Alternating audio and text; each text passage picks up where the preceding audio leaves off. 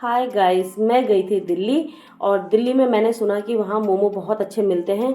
तो मैंने सोचा कि चलो मैं भी ले आती हूँ मोमो। तो मैं एक चिकन फ्राई मोमो लेके आई हूँ घर पे 1 प्लेट। और मैंने इसको प्लेट में लगा दिया है। और साथ में मिली है इसमें मेयोनी और उसके साथ है तीखी चटनी। तो बहुत अच्छी खुशबू आ रही है और इसका टेस्ट तो हमें तभी पता चलेगा जब हम इसे खाएंगे। मोमो तो हमने हर जगह के ट्राई करे हैं, तो चलिए इस बार ये वाला मोमो भी हम ट्राई कर लेते हैं।